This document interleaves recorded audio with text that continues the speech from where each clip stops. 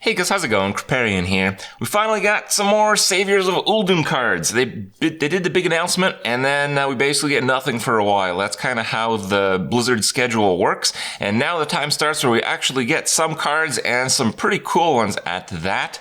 We got a couple just like an hour ago, so I'm sure you guys probably haven't seen these. And they're pretty interesting. They're pretty cool. It gives us a taste for what the next expansion will be like. And on top of that, they announced how we can get more cards revealed. They're doing like a performance-based tavern brawl, but apparently they're really cool tavern brawls. They're like adventure-themed tavern brawls. They're happening for 3 weeks, and there's like a ladder that like on quarterly segments we get card reveals, and the full meter of card reveals is 25 million boss kills. So you know what? Get in Hearthstone and start killing Tavern Brawl bosses, because I'd very much like to reveal more cards in these videos.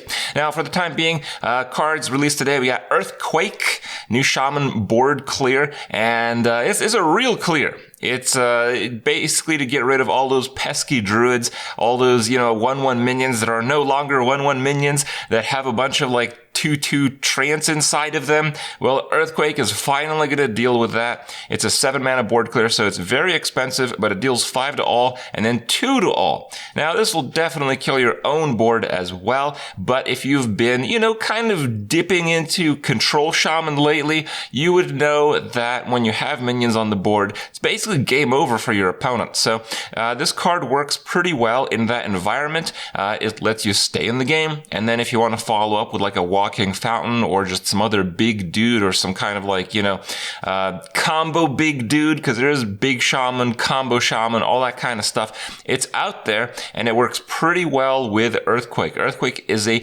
deceptively decent card, I would say. I don't think it's going to like break the game because it's a 7-mana board clear. One thing that you may know playing in ladder is that board clears that are 7 mana are pretty hard to pull off, but Control Shaman is a pretty slow deck. It's quite capable of making it to the later game. So, I think it can work. I think it's actually going to be played, but, how often, how game breaking? Probably not in insane frequencies. Next up today, we got Imbalancing. Interesting name for an interesting card. It's a 4-mana Warlock spell, destroy a minion, and then you shuffle 3 worthless imps into your deck. What are worthless imps, you may ask? Well, they're worthless. They're 1-mana 1/1s. They suck.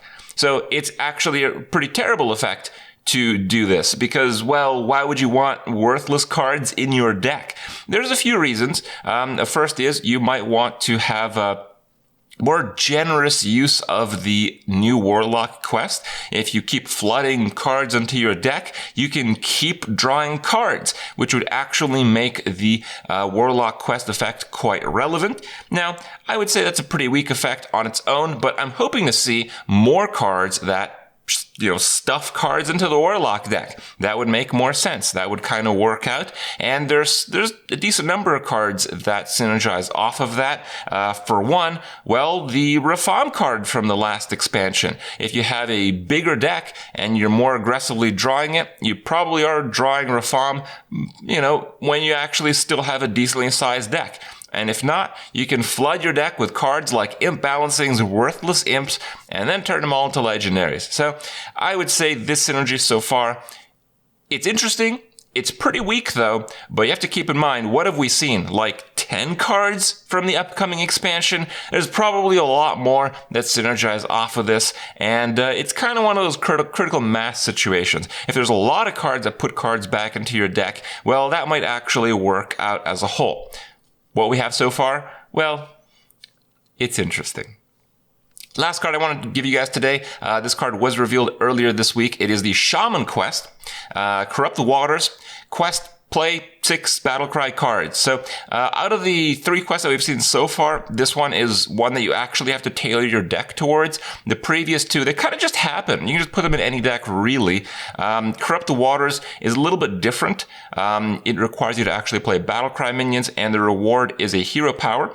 And you have to keep in mind, these hero power rewards, they're automatic. So when you complete the quest, it automatically triggers the reward. This is a new style of quests in Hearthstone, and it's pretty understandable because the last few, what happened is you would complete the quest, and aside from the rogue one, I guess, it'd actually be pretty hard to actually play the quest card because, for one, a quest takes up a card in your opening hand, so your opening hand probably wasn't so good. Two, instead of playing really good cards on curve, which is kind of what, the early game in Hearthstone is about, well, you've been playing cards to satisfy a quest. So at the point in the game where you're actually completing quests traditionally, you're kind of dead.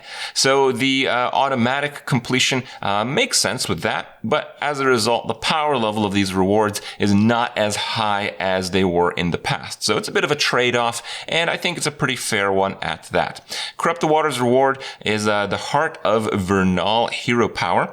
And it's a hero power that, it might confuse a bunch of people. It's not you play this and then your next battle cry happens twice. Yes, that can happen, but it's actually you use your hero power, and for that turn, your battle cries trigger twice. All of them.